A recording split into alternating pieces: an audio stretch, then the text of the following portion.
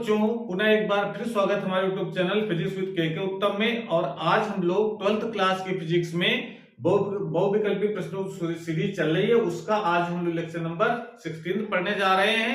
और आज जो पढ़ेंगे क्वेश्चन इस प्रकार से हैं।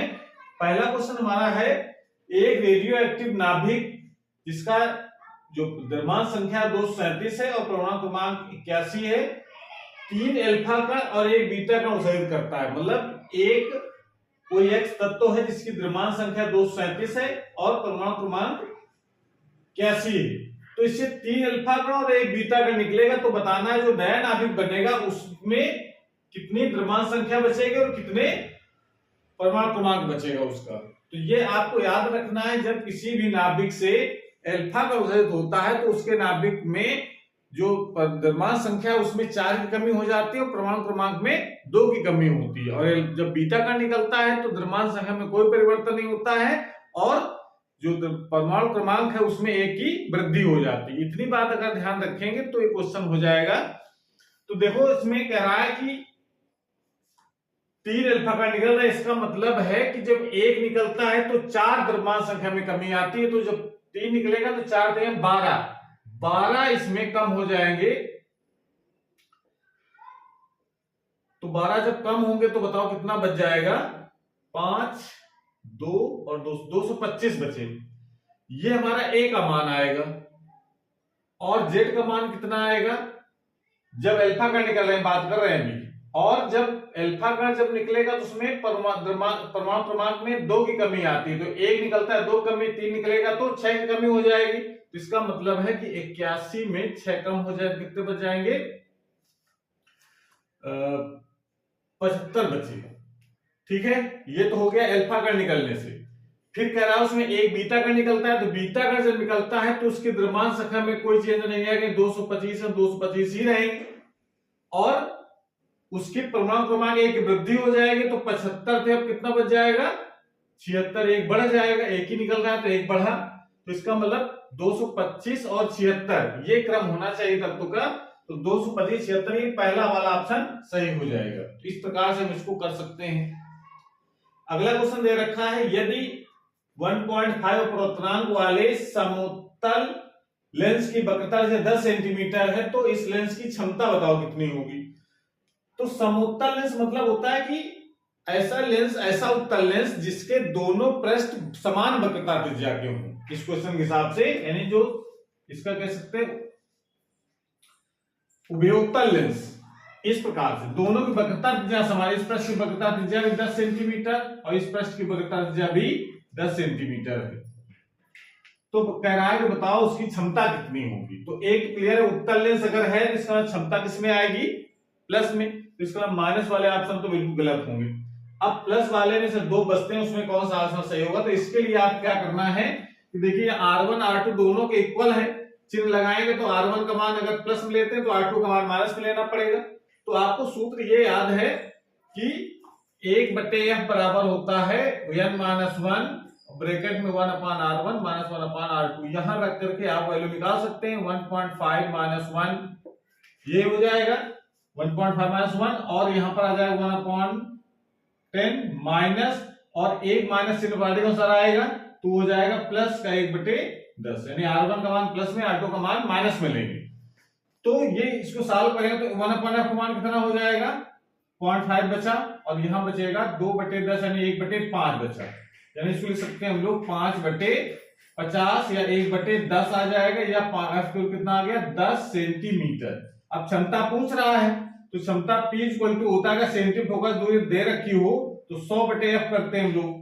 तो 100 का मान 100/f का मान कितना? 10। तो कितना आ जाएगा? 10 डायोप्टर। तो 100/10 मतलब 10 डायोप्टर हो गया। तो आंसर कौन सही हो जाएगा? इसका पहला वाला, इसका भी सही हो जाएगा, 10 डायोप्टर आंसर आ जाएगा। ठीक है, इस प्रकार से हम इस क्वेश्चन कर सकते हैं। अगला क्वेश्चन हमारा है, तृतीय क्रम में अदीर्घ फ्रिंज पर व्यतिकरण तरंगों व्यतिकारी तरंगों के बीच पथांतर है। तो अगर इसका एंस का प्रयोग आपने अगर पढ़ा है तो इसका आंसर बहुत आसानी से दे सकते हैं। यानी प्रयोग में जो पथांतर निकल करके आता है वो कितना आता है, अगर ये इसको अगर याद रखते हैं तो बहुत आसानी से आ जाएगा। तो जो व्यतिकरण का जो प्रयोग है उसके बीच जो दो तरंगे पे होता क्या, दो स्लिटें होती इसमें, यहाँ पर्दा होता है, एक यहाँ से S1 S2 से प्रकाश कैंसिल करके यहाँ पहुंचती है, एक यहाँ पहुंचती है। तो इनके बीच जो पथांतर है वो कितना आता है, ये हम लोग निकाल चुके हैं। पथांतर का मान कितना आया था, पथांतर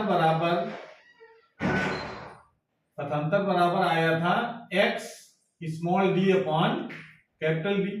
अब इसका मान दीप्त अदीप्त के अलग होता है, तो ये बात यहां कर रहा है अदीप्त फ्रिंज की। तो अदीप्त फ्रिंज में जो पथांतर आता है वो किसके बराबर होता है, जरा देखो, x small d upon capital D का जो मान है, अगर अदीप्त फ्रिंज की बात करें तो इसका मान किसके बराबर होना चाहिए, 2m-1 λ/2 के बराबर।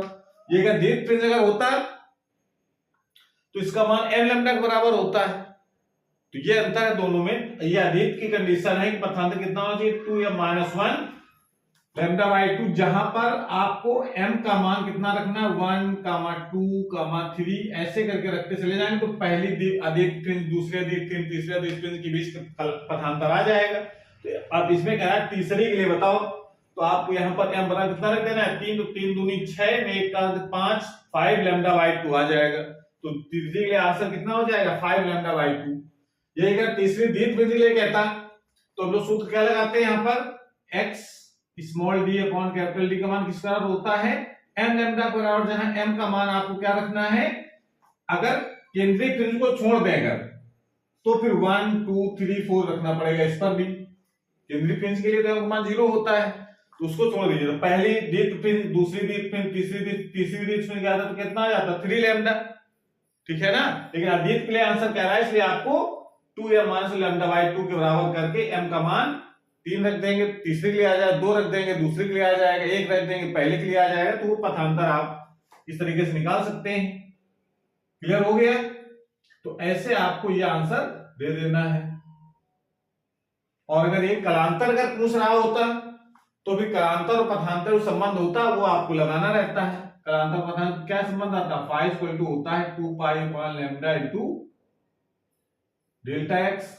तो पथांतर से पता है कि तीसरे के लिए कितना है, 5 λ/2। तो यहां से देखो कितना आ जाएगा, यहां पर आ जाएगा ये लैम्डा है 2, लैम्डा से लैम्डा कट जाएगा, 5, 2 से 2 भी कट जाएगा, कितना आ गया 5π। तो 5π ये आ जाता कलांतर। इसके लिए अदीप्त फ्रिंज के लिए कौन सी, तीसरी के लिए। तो ये आपको क्वेश्चन कुछ भी किसी भी तरीके हो सकता है, कलांतर पथांतर के बीच कोई भी क्वेश्चन आ सकता है, इस तरीके से आपको आंसर देना है। तो इसका आंसर नंबर आपको थर्ड सही कर लेना, 5 λ/2 के बराबर। अगला क्वेश्चन देखो दे रखा है कि एक आवेश निकाय में, कोई आवेश निकाय है, 2 आवेशों लेकर के बना है। कौन से आवेश 2 हैं, Q1 और Q2 कुछ दूरी पर रखे हैं। तो कह रहा है कि एक अन्य आवेश Q3, तीसरा आवेश एक है Q3, इस निकाय के निकट लाया जाता है। तो Q1 द्वारा Q2 पर लगने वाला बल का मान बताना है कि बढ़ जाएगा, घट जाएगा, अपरिवर्तित रहेगा, या Q3 की प्रकृति पर निर्भर करेगा। तो इसके लिए देखो आप कूलाम का नियम देखो, 2 आवेश, क्वेश्चन आप क्या कर रहा है कि 2 आवेश, एक Q1 आवेश है और एक Q2 आवेश है, ठीक है। एक कुछ दूरी पर रखे, तो इनके बीच एक बल लग रहा होगा। ये Q1 आवेश को मान लो F बल घसीट रहा है, पारस्परिक बल होता है, उतने बल Q2 भी Q1 की तरफ लगाएगा, ठीक है ना। यानी Q2 भी अपने घसीटेगा F बल से, और Q2 को Q1 अपने घसीटेगा, ठीक है ना। वो सेम बल होता है, उसका मान कितना होता है, F बराबर 1/4πε0 Q1 Q2 बटे r²। 20 की दूरी अगर r है तो उनकी अब लगने वाला का मान इतना आ जाएगा। अब अगर कोई तीसरा आवेश यहां पर रख दिया जाए, क्वेश्चन कह रहा है अगर तीसरा कोई आवेश Q3 यहां रखा जाता है तो बताना है Q1 द्वारा Q2 लगने वाला का मान क्या हो जाएगा, बढ़ जाएगा कि घट जाएगा। तो देखिए 2 आवेश लगने वाला जो बल का जो मान है वो सिर्फ उन दोनों आवेशों के बीच की दूरी और उनके गुणनफल, आवेशों गुणनफल पर निर्भर करता है। दूसरा आवेश, तीसरा आवेश, चौथा आवेश रखने से उस आवेश द्वारा लगने वाला बल का मान प्रभावित नहीं हो। ये आवेश इस पर बल लगाएगा तो इस पर लगने वाले 2 बल हो जाएंगे, इस तरफ वाला और इस तरफ वाला, तो इस पर नेट बल तो चेंज होगा, लेकिन इस आवेश द्वारा इस पर लगने वाला बल का मान वो अपरिवर्तित रहेगा, उस पर कोई चेंज नहीं आएगा। और समझ में आ गई? मतलब कोई भी दो निकाय है, कोई भी निकाय है दो आवेशों से मिलकर के बना है, तो इस आवेश यानी Q1 आवेश द्वारा Q2 पर जो बल लग रहा है उसका मान किस पर निर्भर करेगा? Q1 Q2 आवेशों गुणनफल के और उनके बीच की दूरी पर। अगर तीसरा आवेश रखा जाएगा तो ना आवेश बदल रहा है ना बीच की दूरी बदल रही, तो आवेश Q2 पर लगने वाला जो Q1 द्वारा जो बल है वो उतना ही रहेगा। सिर्फ अगर ये अगर होता है कि Q2 पर नेट बल बताओ क्या होगा, पहले से बदल जाएगा कि उतना ही रहेगा, तब तो आंसर आता कि बदल जाएगा, ठीक है ना? वो निर्भर करेगा Q3 की प्रकृति पर। लेकिन इसमें Q1 द्वारा Q2 पर लगने वाला बल पूछ रहा है, इस वजह से इसमें अपरिवर्तित रहेगा और इसका आंसर ऑप्शन नंबर 3 सही हो जाएगा। तो इस प्रकार से हम ये क्वेश्चन कर सकते हैं। तो आज क्लास में समाप्त करते हैं, अगली क्लास में हम लोग नए क्वेश्चनों के साथ आएंगे। तब तक पढ़ाई करते रहिए। All the very best.